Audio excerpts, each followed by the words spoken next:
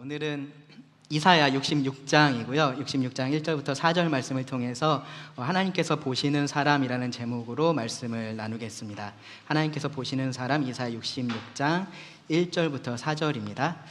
너희 하나님을 보라라는 그런 시리즈 제목으로 제가 이사야서에서 몇 군데 말씀을 통해서 하나님이 어떤 분이신지를 살펴봤었습니다. 다음 주에는 이제 침례식이 있어서 그 침례와 관련된 말씀을 듣게 될 거고요. 그리고 그 이후에는 다시 조정희 목사님께서 원래 고린도전서 우리 하고 있었잖아요, 그렇죠? 다시 고린도전서 말씀으로 돌아가게 될 겁니다. 오늘은 너희 하나님을 보라 시리즈 마지막 시간입니다. 결국 우리의 지금의 삶에 있어서 가장 중요한 게 뭐냐라고 물어보면 하나님의 관계라고 말을 해야 됩니다. 하나님과의 관계가 우리들에게 있어서 가장 중요한 것이고요. 그리고 그것에 가장 큰 영향을 주는 것이 바로 우리가 하나님을 어떻게 보고 있느냐입니다. 하나님이 없다라고 생각하는 사람은 하나님이 없는 것처럼 그렇게 살 거고요. 하나님이 있다라고 믿는 사람은 하나님이 있는 것처럼 살 겁니다. 그리고 그 하나님을 어떤 분으로서 내가 바라보고 알고 있느냐에 따라서 그 삶이 분명하게 달라집니다. 하나님을 성경에서 말하고 있는 대로 그대로 바라보고 그렇게 알고 그렇게 믿고 그렇게 살아가는 사람이 성경에서 말하고 있는 이 하나님께서 약속하신 영생을 제대로 누리면서 사는 그러한 삶입니다. 이 성경이 말하는 하나님을 우리가 바르게 바라볼 때, 그럴 때 우리가 지금 상황이 어떠하든지 상관없이 우리가 하나님과의 올바른 관계 속에서 정말로 영생의 기쁨을 누리면서 살 수가 있습니다. 그런데 우리가 좀 주목해서 생각해 봐야 될 것 중에 하나가 뭐냐 하면요, 이것이 관계라는 거죠. 관계. 그러니까 관계는 한 사람만 있을 때는 성립되지 않잖아요. 쌍방이 필요합니다. 그래서 하나님과 나 사이의 관계라고 말을 한다면 내가 하나님을 어떻게 보느냐가 중요한 만큼 하나님께서 나를 어떻게 보느냐가 중요합니다. 사실은 하나님께서 나를 어떻게 보시느냐가 더 이 관계에 있어서는 중요한 부분이라고 할 수 있습니다. 그래서 이 시리즈 마지막 말씀으로 우리가 하나님을 보는 것이 아니라 하나님이 우리를 보는 것에 대해서 같이 한번 생각을 해보기를 원합니다.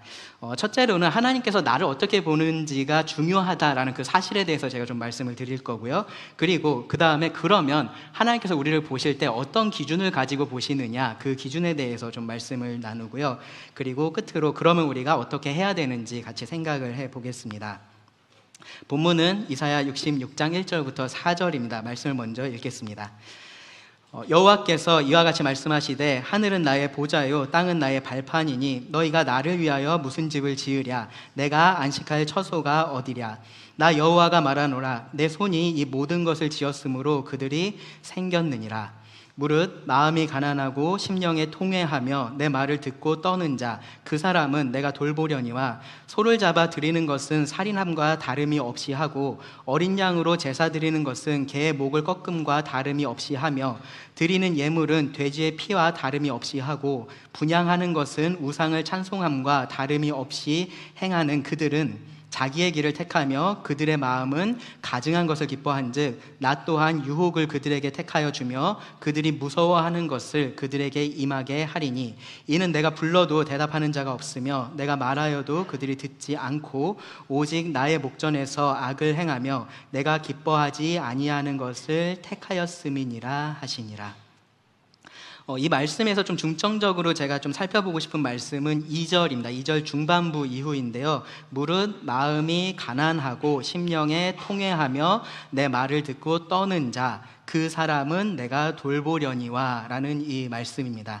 이 말씀에서 먼저 우리가 좀 살펴봐야 할 사실이 있습니다. 그 사람은 내가 돌보려니와 라고 말씀하신 이 말씀인데요, 이 말씀에서 강조하고 있는 것은 그 사람입니다. 그래서 그 사람이 어떤 사람인지를 하나님께서 앞에서 이렇게 세 가지를 가지고서 설명을 해주셨었는데 이제 그것을 이렇게 본론에서 살펴볼 거고요. 그 전에 먼저 하나님께서 여기 돌본다라고 말씀하셨던 이 표현에 대해서 좀 생각을 해보겠습니다. 돌본다라고 하면은요, 뭔가 우리가 뭐 자녀를 돌보고 이제 그런 것들을 이제 생각을 할 수 있는데요. 다른 성경의 번역들을 보면은 이런 식으로 되어 있습니다. 그 사람을 내가 좋아한다. 그러니까 하나님께서 그런 사람을 좋아하신다라고 번역을 했고요. 혹은 그런 사람을 내가 굽어 살핀다라고 번역이 되어 있기도 하고요. 그리고 그런 사람을 내가 보살피겠다. 이제 그렇게 번역이 되어 있기도 합니다. 그러니까 이 단어를 이제 어떻게 번역을 할지 이제 번역하는 사람들이 좀 고심을 한 거죠. 근데 이제 그 안에 보면 좀 공통적으로 뭔가 보이지 보이시는 것은 있을 겁니다. 뭔가 좋은 감정, 호감을 가지고서 돌보는 것을 말을 합니다. 이 단어 자체는요, 어떤 사람이나 사물을 그냥 본다라는 의미로서도 사용이 될 수 있는 그러한 표현이에요. 그런데 이제 오늘 본문 같은 이런 맥락에서는 그냥 이렇게 쳐다보는 게 아니라 특별히 주목해서 보는 것을 의미를 합니다. 지금 저는 여러분들을 주목해서 보긴 어려워요, 그렇죠? 제가 여기서 누구 한 사람을 주목해서 보고서 계속 얘기를 하면 그분이 마음이 굉장히 어려우실 겁니다, 그렇죠? 내가 뭐 크게 잘못했나 막 그러실 거예요. 근데 여러분들이 저를 보는 것은 지금 주목해서 보고 계시죠, 그렇죠? 저라는 한 사람을 보고 있습니다. 다른 것들을 보지 않고 저만 보고 계십니다. 그러니까 그것을 지금 여기서 말을 한다라는 거죠. 하나님이 여러 사람들 중에서 어떠한 사람을 그렇게 주목해서 보시느냐에 대해서 말을 하고 있다라는 겁니다. 그럼 주목해서 보는데 이게 좋은 거냐 나쁜 거냐를 생각할 수 있겠죠. 이 경우는 좋은 겁니다. 하나님께서 특별한 호의를 가지고 보시는 것을 의미를 합니다. 은혜를 베푸시는 것을 말을 해요. 그래서 그 사람은 내가 돌보려니와 라고 되어 있는 이것을 의미상 우리가 이해하기 쉽게 바꾸면 그 사람에게 내가 은혜를 베풀려니와 하고 같은 말입니다.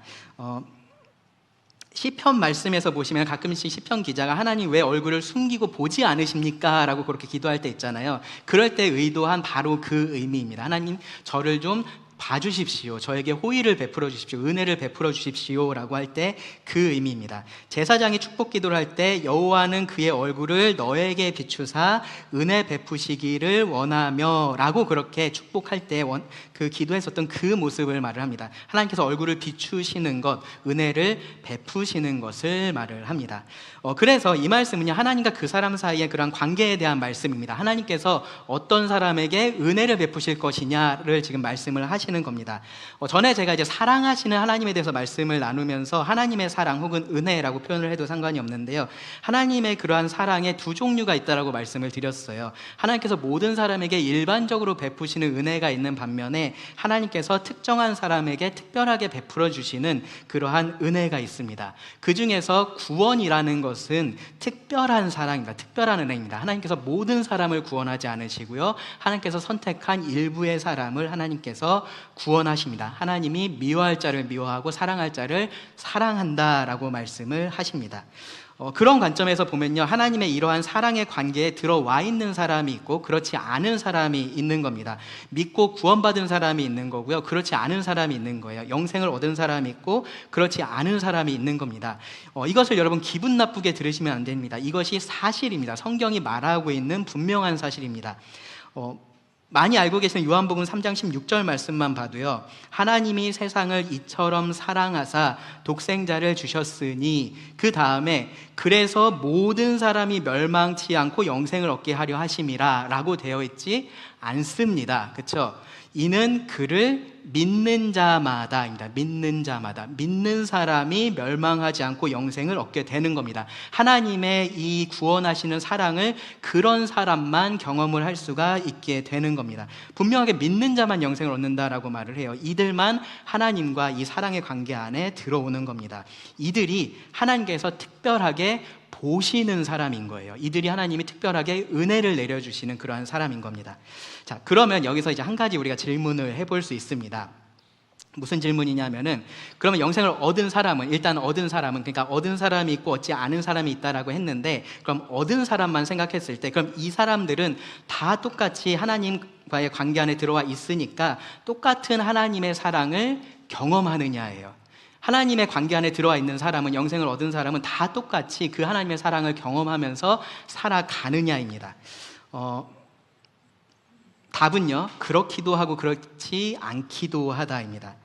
어떤 면에서는요, 똑같은 것을 경험을 합니다. 어떤 면이냐면요, 로마서 8장에서 선포하고 있는 것 같은 그러한 사랑입니다. 어떤 피조물이라도 우리를 우리 주 그리스도 예수 안에 있는 하나님의 사랑에서 끊을 수 없다라는 것, 이것은 이 하나님의 사랑 안에 들어와 있는 사람이면 누구나 다 똑같이 누릴 수 있는 특권입니다. 어떤 사람에게만 하신 말씀이 아니고요, 구원받은 모든 사람에게 하나님께서 주신 약속입니다. 무슨 말이냐면은, 허물과 죄로 죽었던 사람을 하나님께서 살리셨잖아요, 그렇죠? 그런 사람이 도로 다시 죽지 않는다라는 거예요. 한번 영생을 얻었던 사람은요, 어떠한 일로 인해서 그 영생을 잃어버리게 되지는 않는다라는 겁니다. 이런 면에서 그 안에서 하나님의 사랑의 관계 안에서 사람들은 똑같은 사랑을 누린다라고 말을 할 수 있습니다.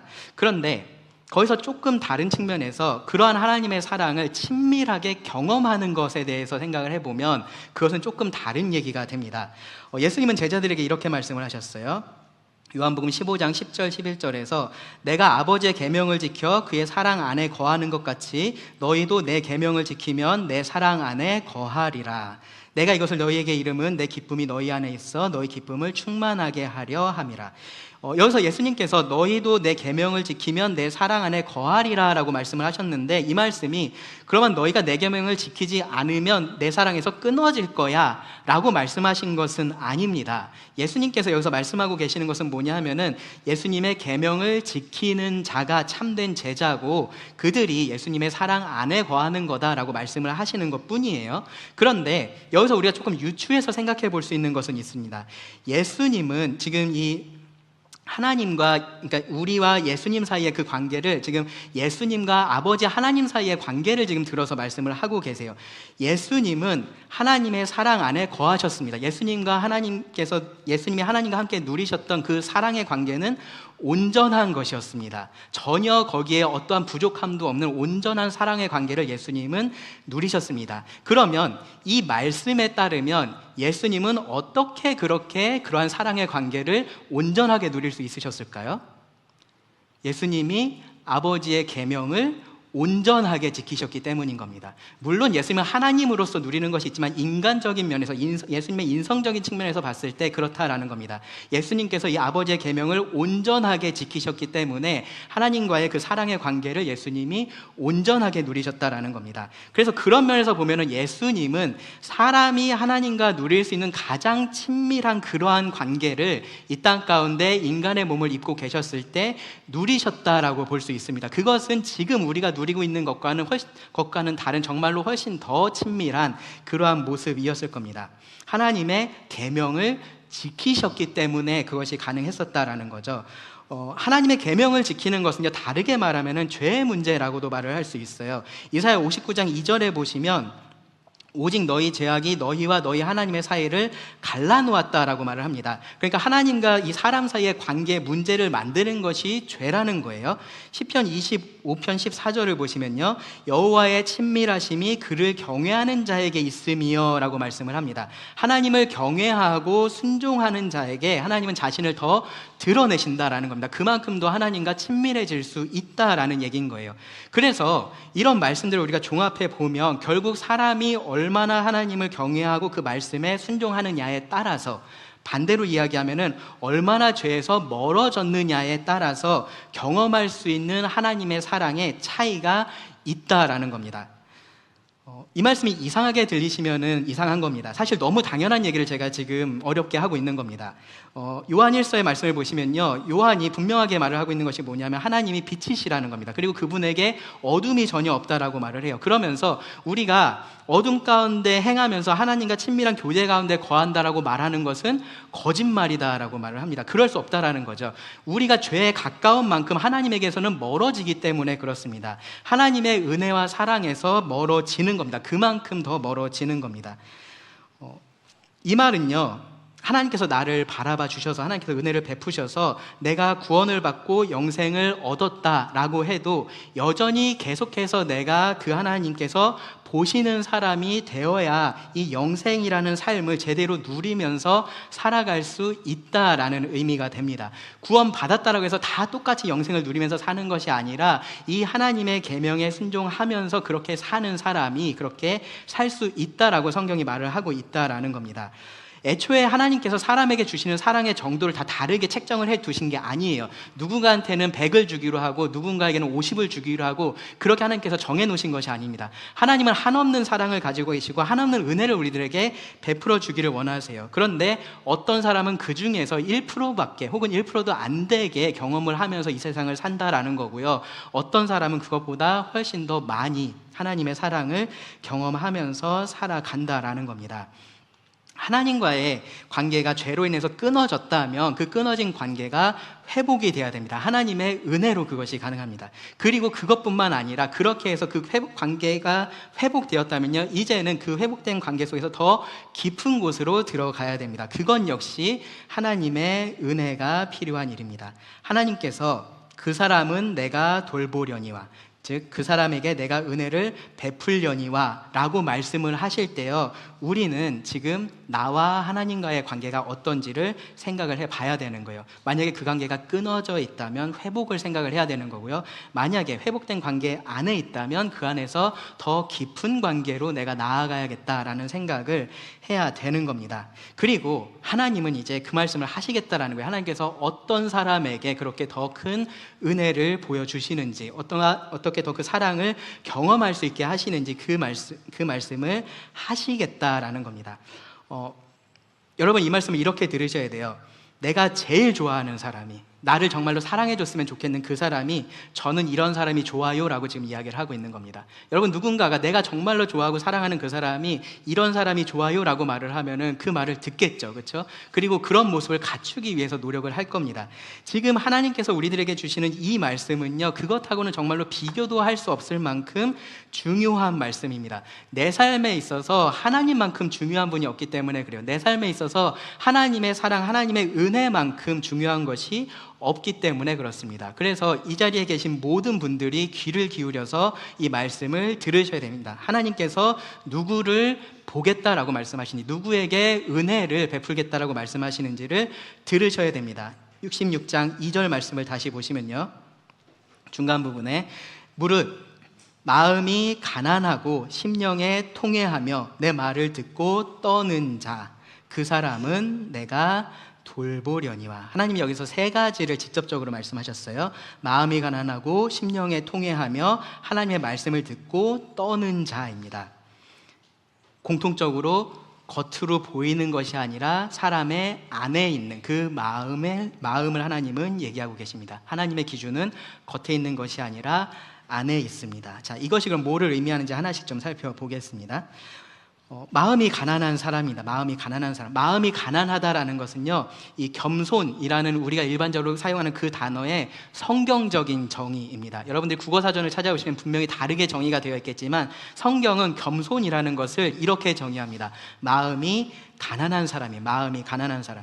우리가 생각하는 겸손이라는 것은요, 뭔가 대단한 사람이 혹은 뭔가 대단한 일을 한 사람이 그것을 드러내서 자랑하지 않고 그냥 낮추면 그거를 겸손이라고 생각을 해요. 그런데 성경이 말하는 것은 그것보다 더 본질적인 것을 이야기를 합니다. 겸손한 사람은 마음이 가난한 사람입니다. 우리가 55장에서 한번 살펴봤었죠. 돈 없는 사람인 거예요. 돈이 없는 사람이다. 스스로 무언가를 가졌다라고 그렇게 생각하지 않는 사람이에요. 그렇기 때문에 자기가 무언가를 할 수 있다라고 생각하지 않는 사람입니다. 하나님 앞에서 그렇다라는 거죠. 아무것도 없고 아무것도 할 수 없다라고 생각하는 그런 사람이 성경이 말하고 있는 마음이 가난한 사람입니다. 예수님께서 산상수훈에서 말씀하셨던 심령이 가난한 자도 정확히 그런 사람입니다. 영적으로 파산한 사람인 거죠. 영적으로 파산한 사람이고 그 사실을 알고 있는 사람이고요, 그것을 인정하고 있는 그러한 사람입니다.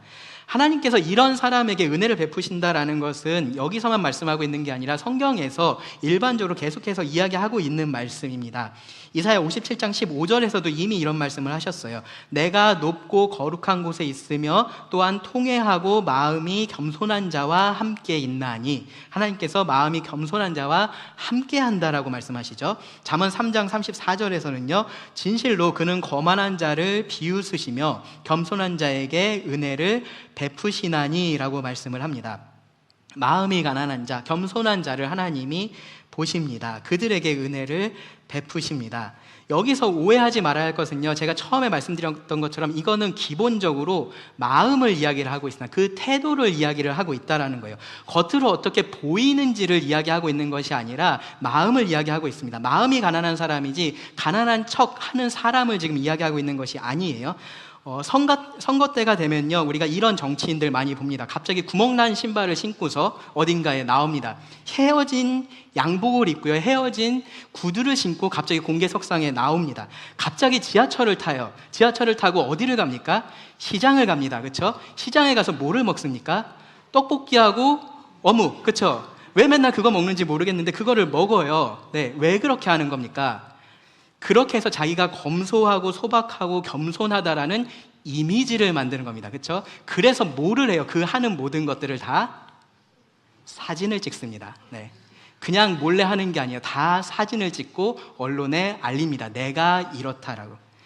그런 척 하는 겁니다. 그렇게 보이게 만드는 겁니다. 그 마음 가운데는 지금 성경이 말하고 있는 이 가난한 마음, 겸손한 마음이 없는 겁니다. 성경이 말하는 겸손이라는 것이 그런 게 아니에요. 하나님께서 어떤 사람을 보면서 이 사람이 정말로 자기 옷 다 막 더럽히면서 다른 사람들 도와주고 있다고, 아, 너 참 겸손하구나, 그렇게 하지 않으신다라는 거예요. 겉으로 보이는 것만 갖고 하나님께서 말씀하지 않으십니다. 사람은요, 여러분 잘 아시겠지만 사람은요, 사람들 앞에서 자기를 높이기 위해서 낮추는 경우들이 있습니다. 네, 뭐 저도 그러한 유혹들이 가끔씩 있어요. 뭔가 이렇게 하면요, 성도님들이 가끔씩, 아, 목사님 왜 이런 일 하세요? 뭐 그런 얘기를 해요. 그러면 그 말을 듣는 게 기분이 좋은 거죠. 네, 이런 일 하지 마세요라고 하는 그게 기분이 좋으니까 일부러 그 일을 막 하는 겁니다. 그러한 유혹들을 아마 한두 번씩 느껴보셨을 겁니다. 막 남들이 하지 않는 일을 내가 그것을 함으로써 다른 사람으로 하여금 나를 높이게 만들려는 그러한 마음이 우리들 안에 있습니다.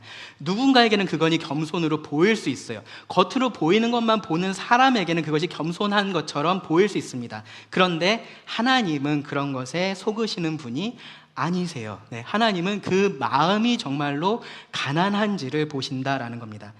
겸손은 그 마음이 정말로 가난한 겁니다. 하나님 앞에서 낮아져 있는 겁니다. 그 사람이요, 하나님 앞에서 내가 정말로 하나님께 드릴 수 있는 것이 없구나라고 그렇게 고백하는 것, 그리고 정말로 하나님 앞에서 내가 선을 행할 수 없다라고 인정을 하는 것, 그것이 그 마음의 겸손함, 가난함이고요. 그런 사람을 하나님께서 보신다라는 겁니다. 다음으로요, 심령에 통회하는 사람입니다. 심령에 통회하는 사람. 여기 통회한다라는 말이 굉장히 좀 특별한 말인데요. 우리가 이제 통회한다 그러면 이제 가슴을 치고 이제 그런 것들을 생각을 하는데, 여기에 사용된 단어가요, 어원적인 의미가 뭐냐면은 불구가 된다라는 의미예요. 불구가 된다. 그래서 여러분 무비보셋 기억나시죠? 그렇죠? 무비보셋의 특징이 뭐였습니까? 두 다리를 다 절었던 사람이었죠. 그렇죠? 그래서 그 무비보셋이 다리를 절었다라고 말할 때 사용된 단어가 여기서 똑같이 사용이 됐습니다. 그래서 이 표현을 문자 그대로 번역을 하자면, 심령에 통회하는 사람은요, 영적으로 불구가 되어 있는 그러한 사람이라는 겁니다. 그래서 이 표현은 마음이 가난한 것에서 조금 더 나아가서 이 자기 상태를 정말로 절망적인 상태로 보고 있는 사람을 의미를 합니다. 내가 너무 절망적이기 때문에 누군가의 도움을 절대적으로 필요하다라고 생각하고 있는 그런 사람을 말을 하고 있습니다. 우리가 신약의 복음서를 보면요, 이런 사람들을 종종 볼 수 있어요. 정말로 불구가 되어서 스스로 생계를 위해서 할 수 있는 것이 없는 사람들. 자, 그 사람들이 무엇을 합니까?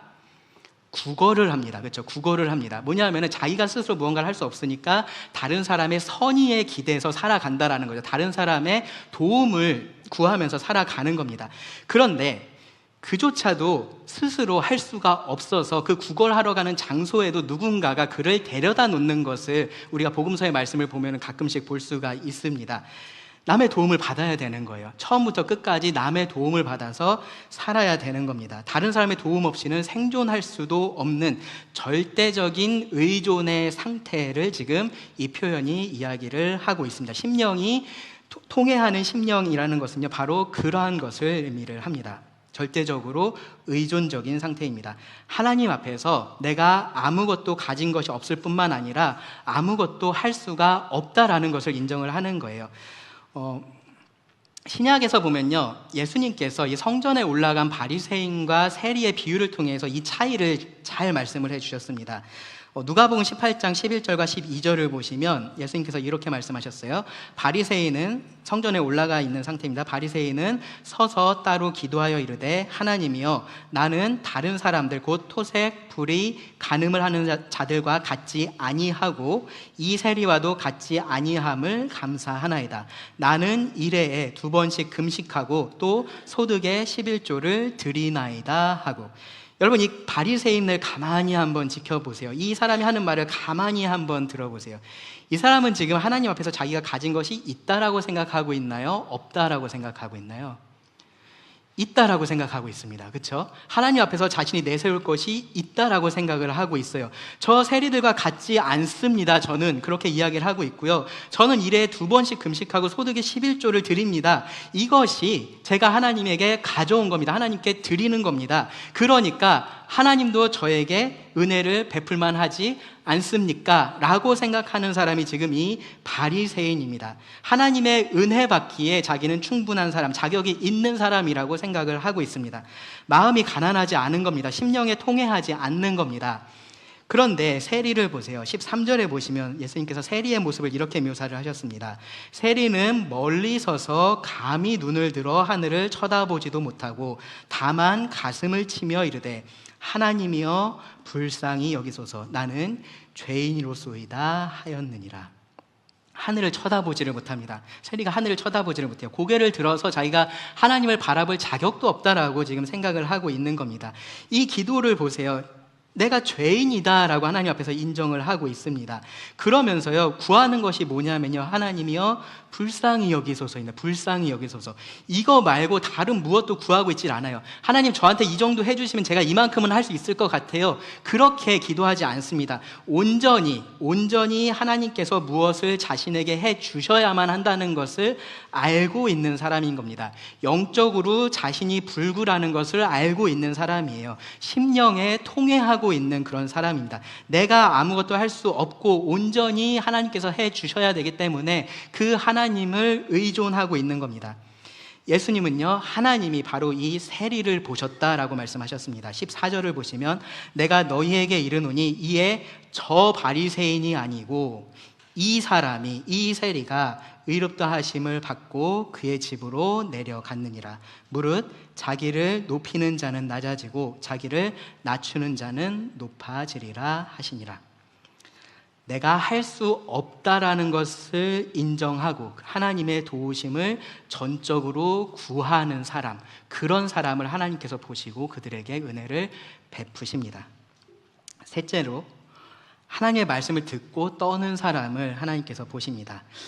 말씀에 떤다라는 것은 곧 순종을 의미를 합니다. 말씀에 따르는 거죠. 근데 이 표현에서도 강조되고 있는 것은요, 겉으로 드러나고 있는 그 순종보다 그러한 순종으로 이끌어가는 그 마음이에요. 그 마음이 뭐냐 하면은 떨림입니다. 떨림, 두려움. 하나님의 말씀 앞에서 두려워하는 겁니다. 그 말씀을 가볍게 받아들이지 않는 겁니다. 그 말씀을 진지하게, 진중하게, 무겁게 받아들이는 겁니다. 이 말씀에 정말로 내 삶이 달려있다라고 보고 있는 그러한 사람입니다. 여러분, 하나님의 말씀에 대한 태도가 하나님에 대한 태도인 거 알고 계십니까? 왜 그럴까요? 하나님이 자신을 무엇으로 드러내십니까? 말씀으로 드러내시잖아요. 하나님께서 그 말씀으로 자기를 드러내시기 때문에 하나님의 이 말씀에 대한 나의 태도가 곧 하나님에 대한 태도라는 것을 여러분 아셔야 됩니다. 그렇기 때문에 하나님의 말씀에 내가 순종하지 않고 있으면서 나는 그래도 하나님의 사랑 안에 있어 라고 말을 할 수 없는 거예요. 하나님의 말씀에는 내가 아무런 관심이 없으면서 나는 하나님하고 그래도 좋은 관계 안에 거하고 있어 라고 말할 수 없는 겁니다. 결국 이 마음이 가난한 것, 심령에 통회하는 것, 하나님의 말씀에 떠는 것은요, 하나님의 말씀에 대한 순종으로서 드러납니다. 그래서 여기 3절과 4절 말씀을 보시면 하나님은 이 말씀에는 순종하지 않으면서, 말씀엔 순종하지 않으면서 다른 무언가를 통해서 마치 하나님과의 관계가 좋은 것처럼 포장하고 있는 사람들, 마치 그런 것들을 통해서 하나님께 어떤 은혜를 자기가 입을 수 있을 것처럼 그렇게 말하고 행동하고 있는 사람들, 그들에 대해서 하나님께서 이렇게 말씀을 하십니다. 3절 4절을 다시 보세요. 소를 잡아 드리는 것은 살인함과 다름이 없이 하고 어린 양으로 제사 드리는 것은 개의 목을 꺾음과 다름이 없이 하며 드리는 예물은 돼지의 피와 다름이 없이 하고 분향하는 것은 우상을 찬송함과 다름이 없이 행하는 그들은 자기의 길을 택하며 그들의 마음은 가증한 것을 기뻐한즉. 지금 하나님께서 보고 계신 것이 뭔지를 보시기 바랍니다. 하나님은 그들의 마음을 보고 계십니다. 그들이 무엇을 택하고 있는지를 보고 계십니다. 그들은 자기 길을 택하고 있고요, 자기 마음에 가증한 것을 기뻐하고 있습니다. 그들에게 하나님 어떻게 하겠다고 말씀하는지 4절을 보세요. 나 또한 유혹을 그들에게 택하여 주며 그들이 무서워하는 것을 그들에게 임하게 하리니 이는 내가 불러도 하는 자가 없으며 내가 말하여도 그들이 듣지 않고 오직 나의 목전에서 악을 행하며 내가 기뻐하지 아니하는 것을 택하였음이라 하시니라.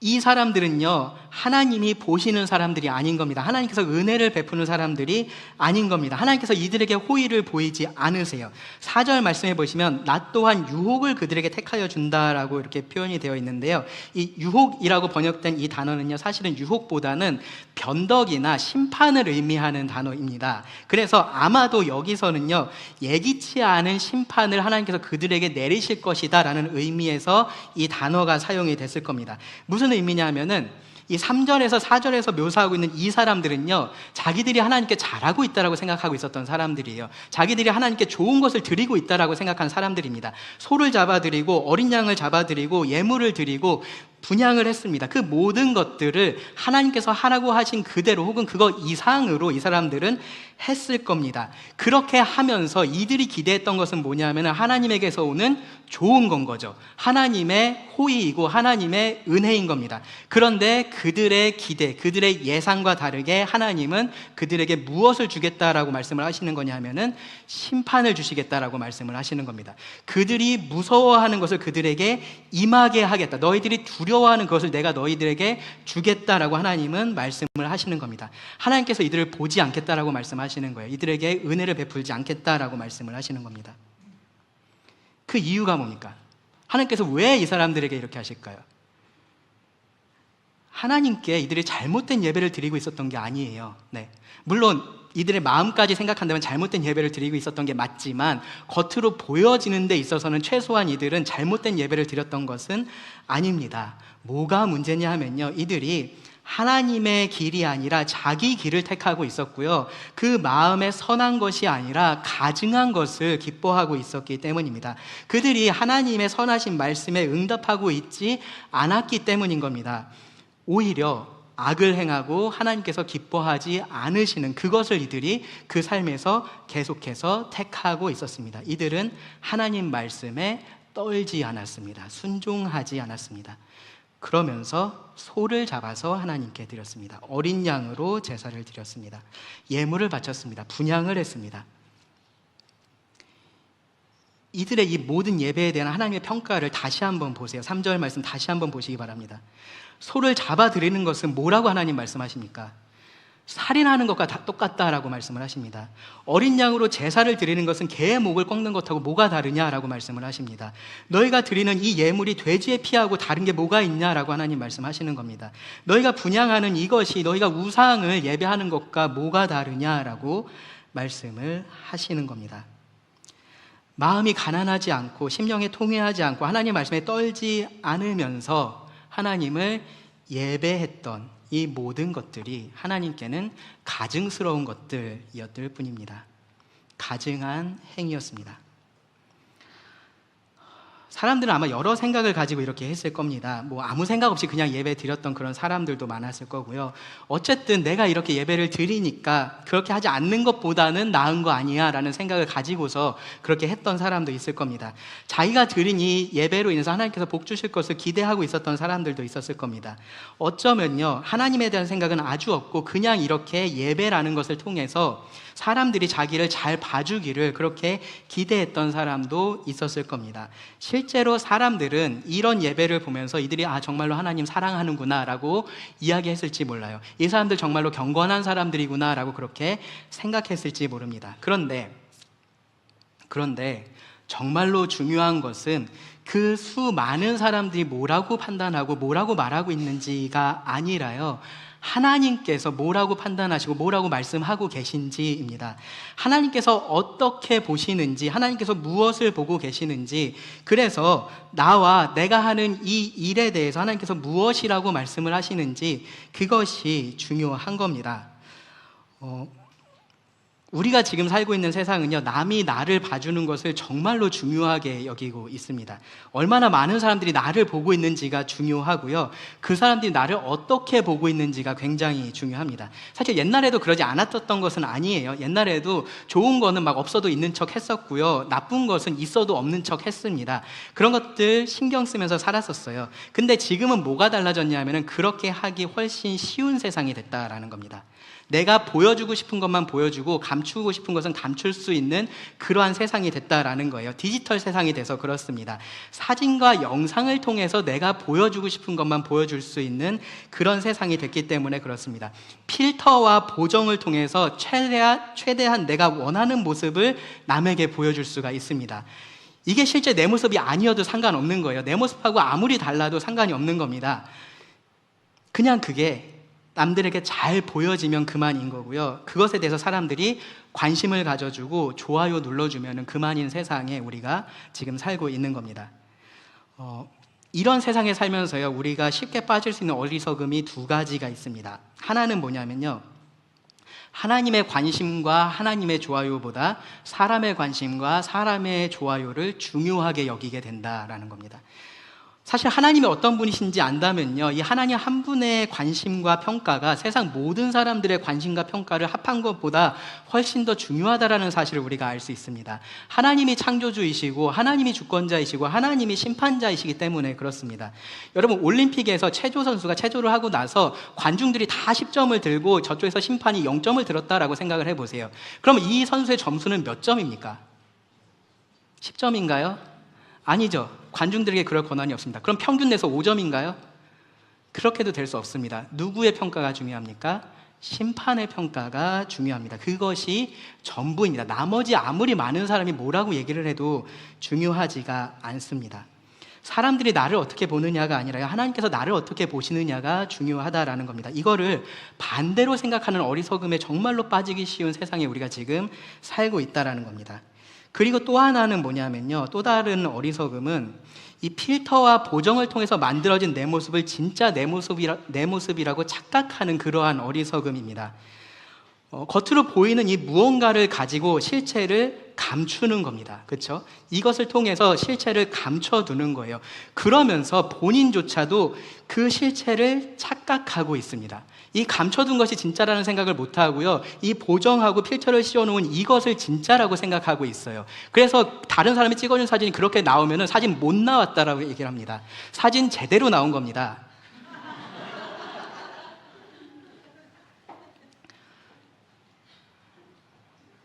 우리가 그런 어리석음에 빠지면 안 됩니다. 하나님도 마치 우리를 그렇게 보실 것처럼 그렇게 착각해서는 안 됩니다. 하나님께서 내가 하나님께 보여드리는 것만 마치 보실 것처럼 그렇게 착각해서는 안 됩니다. 하나님은 우리 마음과 생각을 다 보실 수 있는 분이십니다. 내가 원하는 것만 하나님께 보여드릴 수 없습니다. 하나님은 모든 것을 보십니다. 실체를 보시는 분이십니다.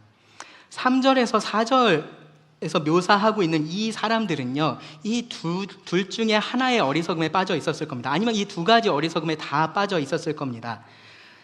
마치 그들이 하는 이것들을 통해서 하나님께 자신들이 무언가를 드릴 수 있다라고 착각을 했을 겁니다. 하나님의 호의를 얻을 수 있을 거라고 착각을 했을 겁니다. 우리도 그럴 수 있습니다. 하나님보다 사람을 중요하게 생각하면서 예배할 수도 있고요, 마치 하나님이 내 마음과 상관없이 내가 하는 이 일 때문에 기뻐하실 것이다 라고 그렇게 착각할 수도 있습니다. 그런데 절대로 그렇지 않다는 거 여러분 아셔야 됩니다. 하나님께서 이들의 예배에 대해서 뭐라고 말씀하셨는지를 여러분 기억하셔야 됩니다. 하나님은요, 이들의 예배를 사륙의 현장으로 보고 계셨습니다. 그들이 드리는 아무리 좋은 제물도 하나님은 더럽다라고 말씀을 하십니다. 모든 것이 하나님께는 우상숭배였습니다. 이 말은요, 우리에게도 하나님이 똑같이 평가를 하실 수 있다라는 거예요. 우리도 똑같이 그렇게 한다면, 우리도 마음은 없고 겉으로 보이는 것만 이들처럼 이렇게 하고 있다면 그렇게 될 것이다라는 겁니다. 하나님이 이런 예배를 정말로 싫어하십니다. 구약의 말씀들 여러분 읽어보세요. 하나님께서 계속해서 이스라엘 백성들을 책망했던 것이 바로 이런 예배였습니다. 그 마음은 없고 겉으로만 마치 뭔가 된 것처럼 자기들이 뭔가 하나님께 대단한 것을 가져 가져온 것처럼 드리는 그런 예배 하나님 너무너무나 싫어하셨습니다. 미가서 6장 6절부터 8절 말씀을 보시면 우리가 많이 오해하는 말씀이에요. 이 말씀에서 보시면 내가 무엇을 가지고 여호와 앞에 나아가며 높으신 하나님께 경배할까? 내가 번제물로 일련된 송아지를 가지고 그 앞에 나아갈까? 여호와께서 천천의 순양이나 만만의 강물 같은 기름을 기뻐하실까? 내 허물을 위하여 내 맏아들을 내 영혼의 죄로 말미암아 내 몸의 열매를 드릴까? 지금 이 사람은요, 정말로 순수한 마음으로 하나님, 제가 무엇을 하나님께 드릴까요? 라고 묻고 있는 게 아닙니다. 하나님, 이 정도면 되겠습니까? 라고 사실은 지금 얘기하고 있는 겁니다. 하나님, 가장 좋은 송아지를 제가 드리면 되겠습니까? 제가 그냥 순양의 기름 드리는 게 아니라 천천의 순양, 만만의 강물 같은 그 정도 드리면 하나님 만족하실 겁니까? 그렇게 지금 이야기를 하고 있는 겁니다. 그러니까 하나님께서 말씀도 하지 않으신 내 맏아들을 드리고 내 몸의 열매를 드린다는 얘기를 하고 있는 거예요. 하나님, 이 정도면 되겠습니까? 라는 이야기들을 하고 있는 겁니다. 하나님께서 정말로 싫어하시는, 하나님께서 증오하시는 그러한 예배를 지금 이야기하고 있습니다. 하나님 뭐라고 이 사람에게 얘기하시냐면, 사람아, 주께서 선한 것이 무엇임을 너에게 보이셨나니 여호와께서 너에게 구하시는 것은 오직 정의를 행하며 인자를 사랑하며 겸손하게 너의 하나님과 함께 행하는 것이 아니냐.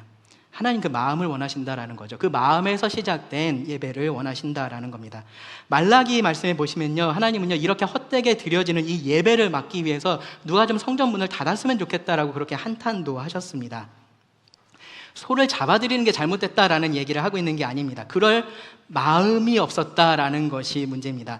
양을 드리고 제물을 드리는 것도 마찬가지인 거예요. 하나님은 여전히 하나님이 아닌 자기 길을 택하면서 마치 그렇지 않은 것처럼 드려지는 그 예배를 기뻐하지 않으셨던 겁니다. 미워하셨던 겁니다. 그것을 끔찍한 일로 여기셨습니다. 하나님은 그것을 역겨워하셨습니다. 하나님의 말씀에 대한 태도가 하나님에 대한 그들의 태도를 드러냈고요. 그것이 곧 하나님과 그 사람 사이의 관계를 보여주었습니다. 여전히 자기 길을 내려놓지 않고 고집하고 있다면 그 사람이 겉으로 보기에 얼마나 대단한 예배를 드리고 얼마나 대단한 것을 하나님에게 바치고 있어도 아무런 의미가 없습니다. 정말로 아무런 의미가 없습니다. 왜 그러냐 하면은 1절, 2절 말씀을 보세요. 여호와께서 이와 같이 말씀하시되 하늘은 나의 보좌요 땅은 나의 발판이니 너희가 나를 위하여 무슨 집을 지으랴? 내가 안식할 처소가 어디랴? 나 여호와가 말하노라. 내 손이 이 모든 것을 지었으므로 그들이 생겼느니라. 하나님 이 말씀을 왜 이 앞에서 하고 계실까요? 하나님 지금 무슨 말씀하고 계시는 겁니까? 하나님은 이미 모든 것을 다 가지고 계시다라는 얘기를 지금 하고 계시는 거예요. 그러니까 아무리 대단한 것을 하나님에게 바친다라고 해도 하나님께서 이미 가지고 계신 것에 조금도 우리가 보탤 수 없다라는 말씀을 지금 하고 계시는 겁니다. 우리는요, 잘못한 것에 대해서 보상한다, 배상한다라는 그런 개념을 가지고 있어요. 이 잘못된 것을 어떻게 되돌릴 수 없을 때 우리는요, 어떻게 하냐면 다른 것으로 보상이라는 것을 합니다. 적당한 그렇게 가치가 맞는 것을 가지고 보상을 해요. 그렇게 하려면 이 피해자에게 없는 무언가를 줘야지 그게 보상이 되는 거죠. 그렇죠? 이 사람이 필요한 무언가를 주어야지 보상이 되는 겁니다.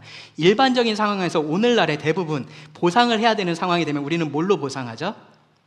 돈으로 하죠. 그렇죠? 네. 돈이면은 대부분 해결이 됩니다. 돈으로 그렇게 우리가 보상할 수 있어요. 왜냐하면 대부분의 사람들은 돈을 필요로 하니까. 그렇죠? 근데 정말로 돈이 많은 사람에게는 사실은 돈으로 보상할 수 없습니다. 혹은요, 돈을 의미 없다라고 생각하는 상황에서는요, 돈으로 보상할 수가 없습니다. 하나님과 우리의 관계에서 우리가 잘못한 것에 대해서 우리는 보상할 수 없습니다. 무슨 말이냐면요, 하나님 제가 이번 주에 이런 죄 지었으니까 제가 이번 주에 헌금 2배로 내겠습니다. 그러니까 좀 봐주세요. 그렇게 할 수 없다라는 거예요. 하나님 말씀에 순종하지 않았으니까 제가 교회 가서 봉사 더 많이 하겠습니다. 그러면 된 거죠. 그렇게 할 수 없다라는 겁니다. 하나님은 무엇도 부족하지 않으세요. 그러니까 어떤 것으로도 우리가 하나님 앞에서 잘못한 것을 보상할 수 없습니다. 유일하게 우리가 할 수 있는 건 뭐냐면요, 회개하는 겁니다. 회개. 가난한 마음으로 통회하는 심령으로 하나님 말씀 앞에 떠는 것, 그거 말고는 우리가 하나님 앞에서 할 수 있는 게 없습니다. 모든 것을 가지신 이 하나님 앞에 겨우 뭐 하나 드렸다고, 어떤 봉사 하나 했다고 그게 무슨 대단한 하나님의 일을 한 것처럼 그렇게 생각할 수 없다라는 거예요.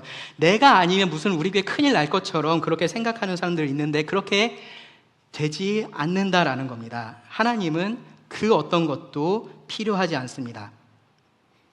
그러면 하나님이 이런 예배 왜 드리라고 말씀하셨나요? 이런 제사 왜 드리라고 하셨나요? 그렇게 해서 우리들의 마음을 표현하라라고 말씀을 하신 겁니다.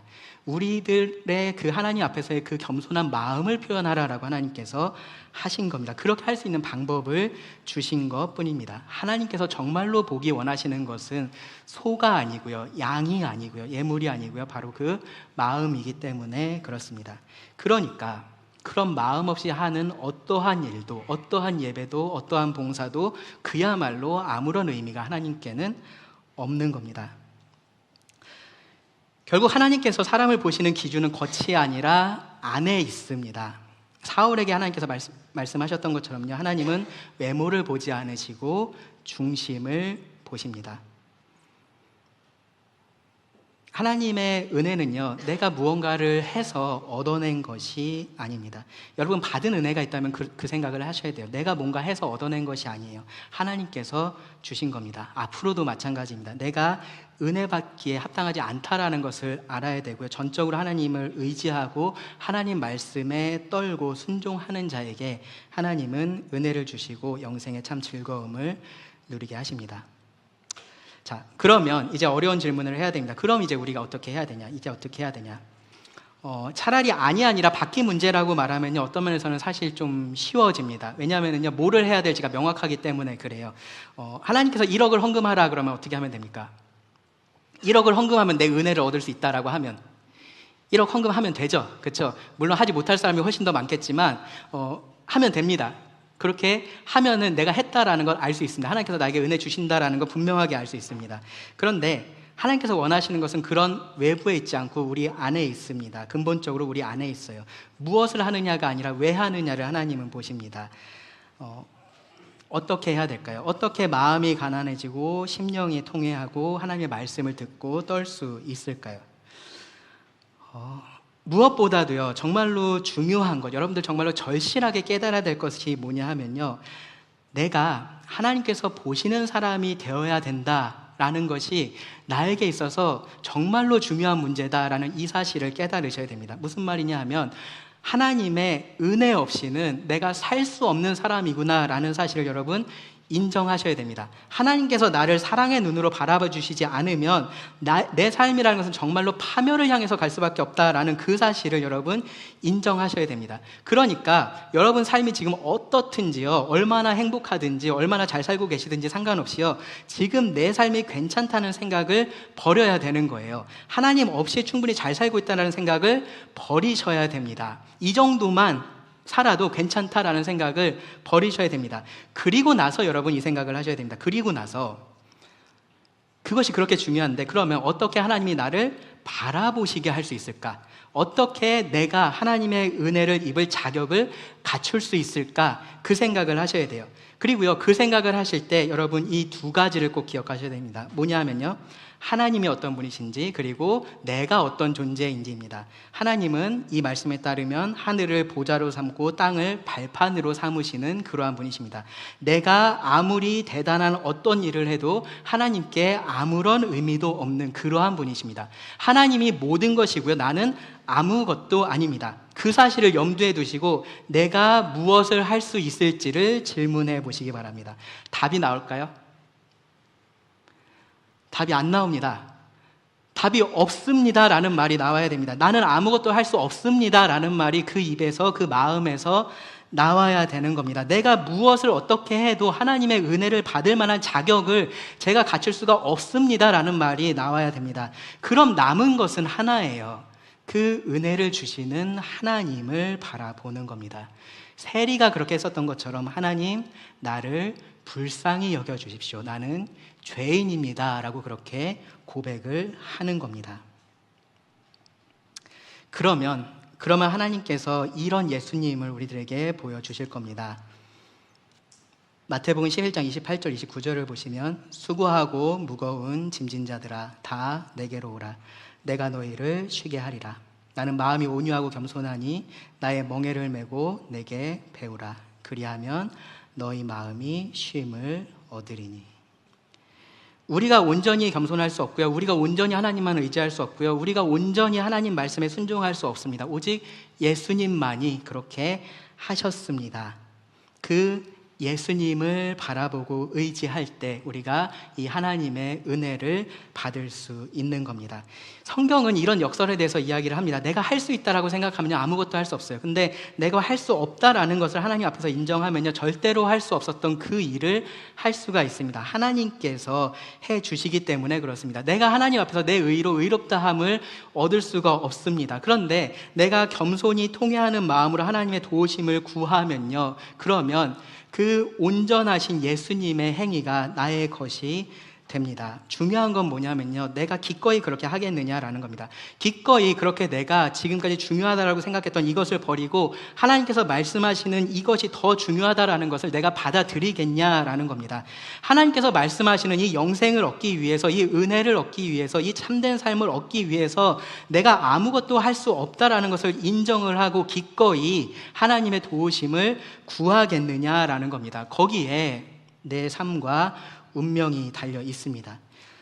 여러분이 구원을 받았다라고 고백을 하시는 건요, 기꺼이 그렇게 하셨다라는 겁니다. 그런데 거기서 끝나지 않았다라는 걸 여러분 기억을 하셔야 됩니다. 계속해서 하나님의 은혜가 내 삶에 필요하다면요, 나는 계속해서 마음이 가난하고 심령에 통회하고 하나님의 말씀을 듣고 떠는 사람이 되어야 합니다. 그렇게 하기 위해서 여전히 필요한 것이 하나님을 바라보는 겁니다. 하나님이 어떤 분이신지를 계속해서 바라보는 겁니다. 하나님이 얼마나 크신 분인지 알아야 내가 얼마나 작은지가 보입니다. 하나님이 모든 것을 정말로 다 하신다는 것을 알아야 내가 아무것도 할 수 없다라는 것이 보이는 겁니다. 그래서 이렇게 얘기할 수 있어요. 하나님께서 보시는 사람이 되려면 나는 계속해서 하나님을 봐야 합니다. 그런 자에게 하나님은 그 아들과 함께 모든 것을 아끼지 않고 우리에게 주시겠다라고 약속을 하셨습니다. 여러분, 그 영생의 기쁨을 누리시기를 바랍니다. 지난 몇 주간 제가 이 하나님을 봐야 한다라는 것을 이 이사야 말씀을 통해서 계속해서 말씀을 드렸습니다. 하나님을 본다라는 것이 어떤 면에서 조금 막연하게 계속 들리실 수도 있어요. 왜냐하면 하나님이 내 눈에 보이지 않으니까요. 그렇죠? 내 눈에 보이지 않으니까 그 하나님을 보라는 것이 좀 막연하게 들릴 수 있습니다. 그런데 여러분, 이 사실을 아셔야 됩니다. 하나님은 내 눈에 보이지는 않지만 그렇다고 숨어 계신 분은 아니십니다. 이사야 65장 1절 말씀을 끝으로 보시면 이렇게 말씀을 합니다. 하나님께서 나는 나를 구하지 아니하던 자에게 물음을 받았으며 나를 찾지 아니하던 자에게 찾아냄이 되었으며 내 이름을 부르지 아니하던 나라에 내가 여기 있노라, 내가 여기 있노라 하였노라. 하나님께서 내가 여기 있다라고 보여주고 계십니다. 자신을 드러내고 계십니다. 하나님의 말씀을 통해서 그렇게 하고 계시고요, 이 교회 안에서 역사하면서 그렇게 하고 계시고요, 성도들의 삶 속에서 그렇게 하고 계십니다. 그러니까요, 여러분, 계속해서 하나님을 보려고 노력을 하시기 바랍니다. 당장의 그 결과가 드러나면 좋겠지만 그러지 않을 수 있어요. 근데 계속해서 그렇게 해야 되는 겁니다. 말씀을 통해서 하나님이 어떤 분이신지를 배우고 그 말씀에 순종하면서 우리가 하나님을 경험해야 됩니다. 확신 가운데 그렇게 해야 됩니다. 그렇게 할 때 하나님께서 주시는 은혜를 우리가 맛볼 수 있고요, 하나님과 함께 사는 그 삶의 즐거움을 풍성하게 누릴 수 있을 겁니다. 기도하고 말씀 마치겠습니다. 하나님, 우리가 마음이 가난하고 심령에 통회하며 하나님의 말씀에 떨게 하여 주시기를 원합니다. 우리가 하나님의 은혜 없이는 살 수 없는 존재임을 더욱더 깨달아 알게 하여 주시기를 구합니다. 하나님께서 우리에게 자신을 드러내 보여주시니 우리가 더욱더 그 하나님을 볼 수 있기를 원합니다. 하나님을 바로 보게 하시고 그 앞에 우리가 무릎 꿇고 예배하며 참된 삶을 살아갈 수 있게 하여 주시기를 구합니다. 우리 모두가 하나님께서 약속하신 이 영생을 누리며 살아가는 그 은혜를 우리에게 더하여 주시기를 구합니다. 들은 말씀을 주님께 의지하며 예수님 이름으로 기도드립니다. 아멘.